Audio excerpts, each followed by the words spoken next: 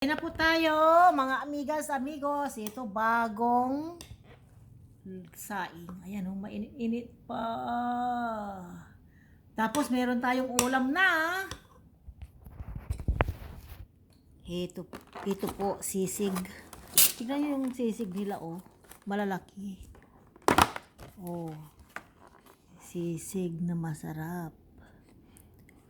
Pero hindi ako kumakain ng sisig na ulo ng baboy. Gusto ko yung sisig na limpo. Tapos meron tayong alamang.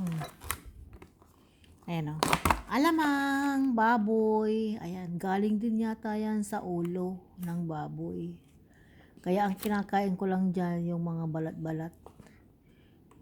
Ayan po. So, syempre, meron tayong adobo. Adobong maraming taba. Ayan. O, diba? Ang kinakain ko lang din dito balat. Tsaka kunting yung sauce niya.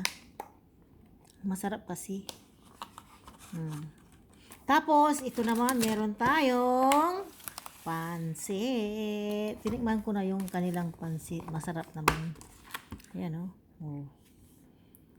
Ganyan, mga amigas, amigos. Akala ng iba, dito sa Israel, libre lahat. Pero hindi, gumagastos din kami. Gaya itong pansit, 15.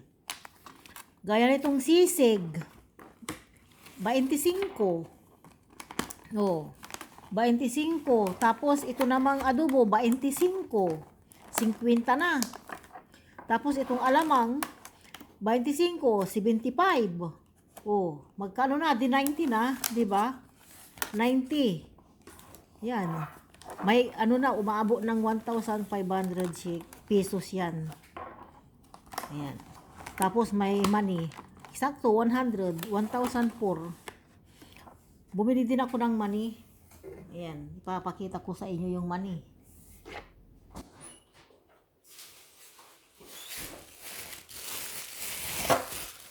Ito po yung ating money, mga amigas. Ayan. 10 yan. Kaya sakto 100 yung ating binili.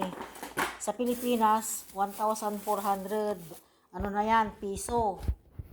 Kaya, every week yan. Ganyan yan. O, sa ibang gastusin pa, diba? So, paano yan? Kain na po tayo, mga kakaaro at amiga, amigo. Bakit ko sinarado ulit? para tignan. Bakit ko sinarado ulit?